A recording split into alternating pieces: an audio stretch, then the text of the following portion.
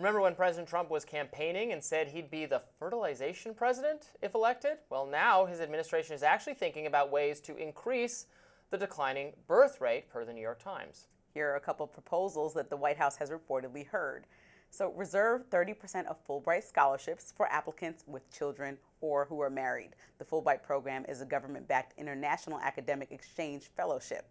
There's also a $5,000 baby bonus to every mother after she delivers, or government funding of menstrual cycle education.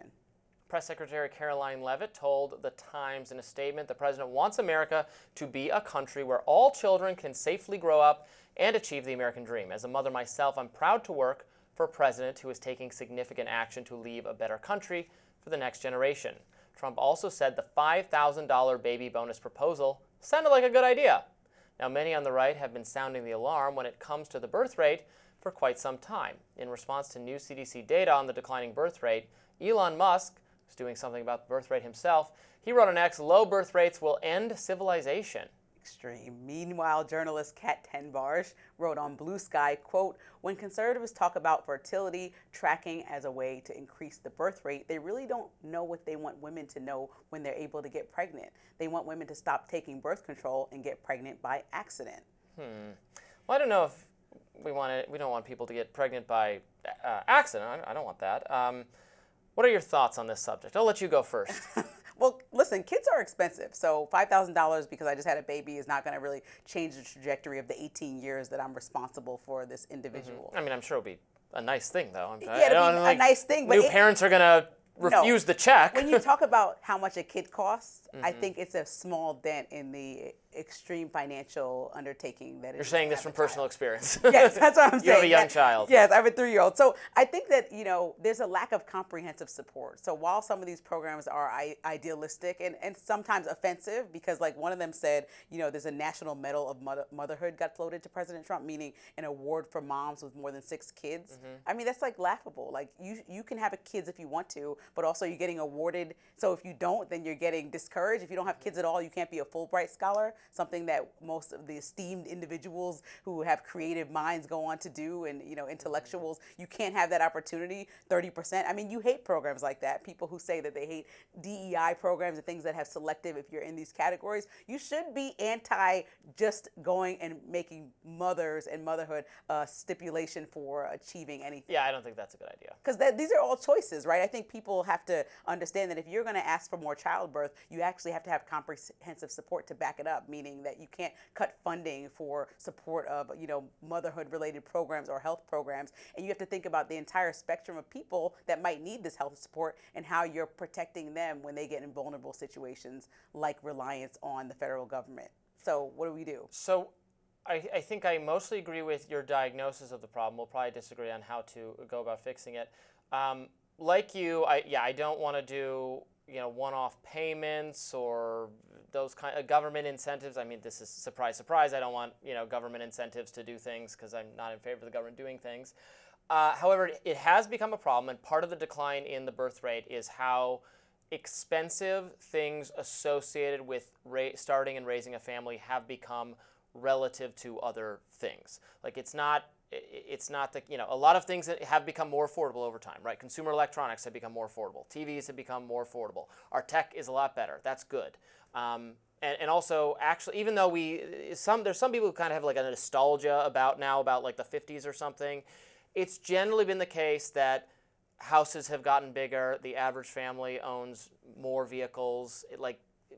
There is a real access to wealth that has increased over time. The reason people don't recognize it, or especially liberals don't recognize it, is they live in cities that have become extremely more unaffordable over time. If you go out to the great interior of the country, you can buy a nice house very cheaply. Yeah.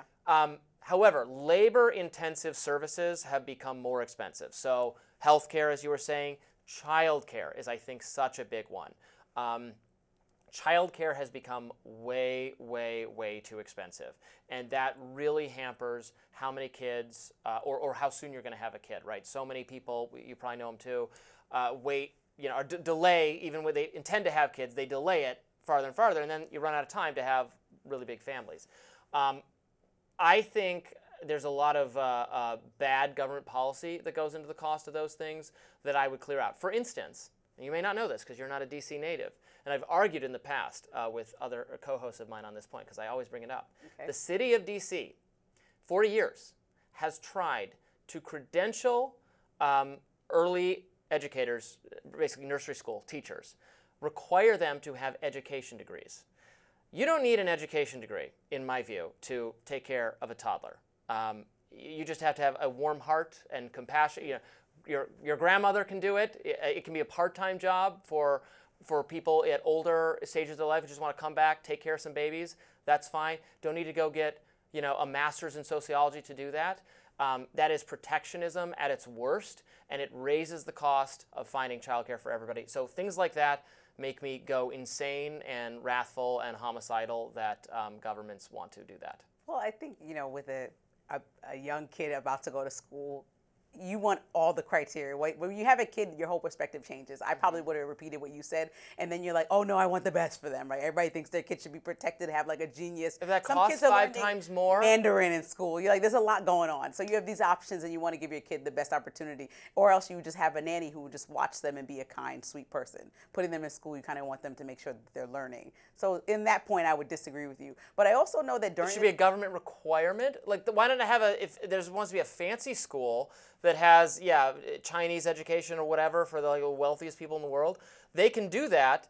But it should be a requirement that you have to have that is crazy. A requirement that my me. kid is learning. At 4, kids learn. They're not just like wah wah like the babies that just sit there and don't say anything. They're having full conversations. But let me go back to. You don't need but look, more people were having babies during the pandemic. So I think that was an uptick when if you were lucky enough to 1, be alive, and 2, be working, then you were a little more comfortable because there was nothing to do. You could save money, and you might or may not have gotten pregnant. So we know that when there's a decent economy and people are able to navigate and have some space to make decisions, then they may have more children. So how about the Trump administration figure out how to fix the economy rather than throwing on tariffs, telling people who are pushed off student loans, you got to pay right now. Like, these are not things that encourage people to have children because, like I told you, kids are very expensive. And so I think that we're deterring people at the same time saying, have babies. Like, this $5,000 doesn't mean anything to the person that owes $45,000 in student loans and is going to go into delinquency and get their entire tax refund siphoned in a few months. Well, too bad for them, because as I said yesterday, they're going to be repaying every dollar of what they borrowed, and they knew, just as anyone else has to. You borrow money, you got to pay it back. I don't know why they're surprised by this. Well, maybe Trump can loan them the $45,000 to cover their loan to have a baby, and then we'll have all the babies. Okay. Next up, Michelle Obama finally breaks her silence on why she did decide to skip President Trump's inauguration. Stay with us.